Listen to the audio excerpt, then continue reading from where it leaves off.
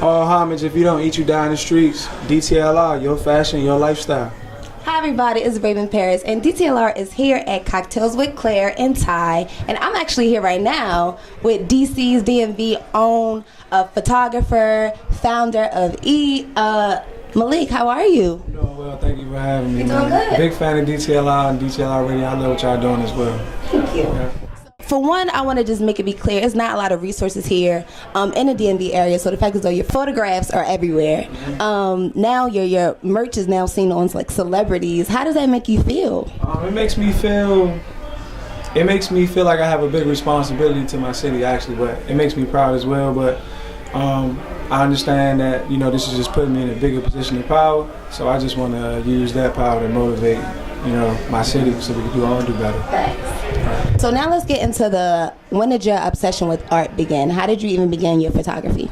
All right, so it's so funny because one of the first professions I ever knew of was being a photographer. When I was little, my mother used to always have like disposable cameras around the house.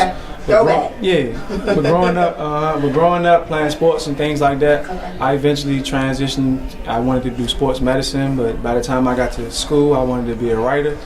So I started writing. So you're good with your words? Yeah, I'm good with my words, I'm good with writing, but so I just started doing, and then I kind of got out of touch with photography. I wasn't doing any photography, you know, outside from playing with the disposable cameras.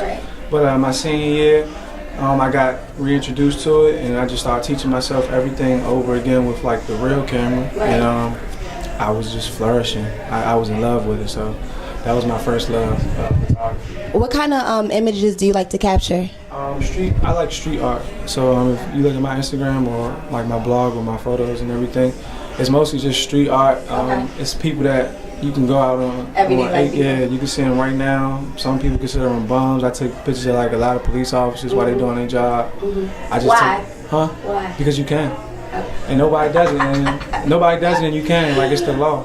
You know, people don't have the expectation of privacy. You can take a picture of them in the public. So a lot of times it's just just people's reactions, and when people people that appreciate art and they get the background on it, they appreciate it a little bit more, because a lot of people not just gonna go and put a camera in people's face. You're not that brave. And that's you. Yeah.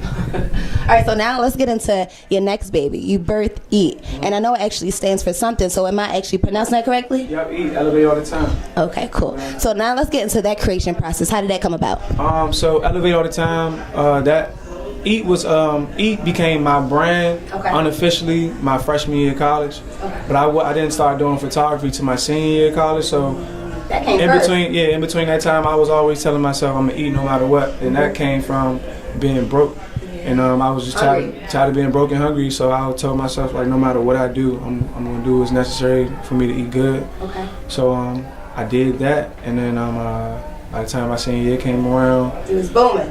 I was booming, then everything came to a halt. And then once everything came to a halt, all I had was 2 outfits, a pair of shoes, and my camera. So it was like, you gotta take this camera serious now. So I started doing that. Came home with it. I was doing like the concerts and things like that. And then eventually, people was just like, and you're a good photographer. So I was like getting invited to places before I even like tried to fill out the media form. I got you. But I was doing it for the love. That's all the relationships. Yeah, and I was just doing it for love, so I was just putting it on my Instagram. Yeah. But I did the Broccoli City Fest like 2 or 3 years ago. Crazy. And then that next day, everybody tagging me in all these different blogs, Instagrams, and on it, like showing me their website, screenshotting, like, yeah, they didn't give you no credit. So I was hurt. But they noticed that, and then one of my good friends from like childhood, he just sent me my logo one day on Twitter and was like, here, use this as your watermark, put this on all your pictures so people can know it's you. They're gonna stay regardless. Right, so people can know it's you. So that's how the whole brand came into fruition. But as far as like elevate all the time and everything, that happened just being on the phone with my man in school. We like, EAT is gonna be the brand. That's what we rocking with. He's like, what is gonna mean? You know what I'm saying? So we on the phone for probably like 3 hours, just spitting out crazy acronyms. None of them make sense. And then I was just like, elevate all the time. So it stuck. And then if you don't eat, you die in the street. That slogan came from. Yeah, I was saying, hashtag it. Yeah, if you don't eat, you die in the street. That's what really stick with everybody. That's what resonates the most. And that just comes from one of my coaches from when I was 7 years old. He told me that. And I told him, yeah, it stuck with me. And I told him, like, you know, that I never let go. He was like, I told you that. I was like, yeah, you remember? But it was a series of unfortunate and fortunate events that all led to where you at now. Yeah. So what separates your line as the other lines and brands that are already in the fashion industry? Yeah, so like a lot of people say the Eat is a clothing line, and I don't blame them, because if you're not hands-on, if you're not in the city, then you probably don't know everything we're doing, but that's the difference between us.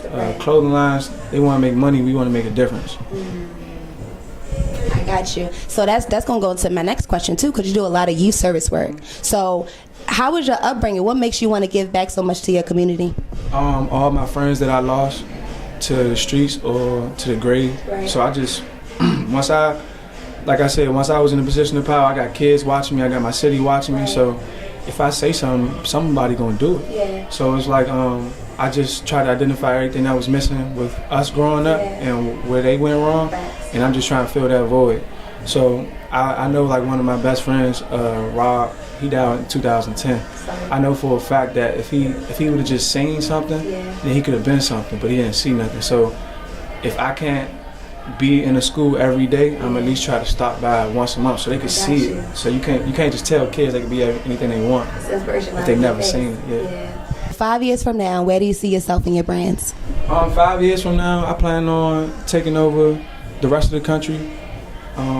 Global country. Take over the rest of the country and then the world, and then just spread the message.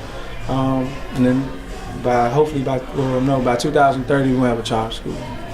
So that's the ultimate goal, I want a charter school. Okay. In DC? DC, of course. You gotta come to Baltimore too. We're gonna be going around, we gotta start small and then branch out. Okay. We also gonna have to get a DTLR and Eat collab too. Yeah, I mean, DTL, I know what's up. I've been out there, they hollered at me. Well, thank you so much for chopping it up me while I'm here. Make sure y'all stay tuned, keep it locked to Raven Paris and DTLR, your fashion, your lifestyle.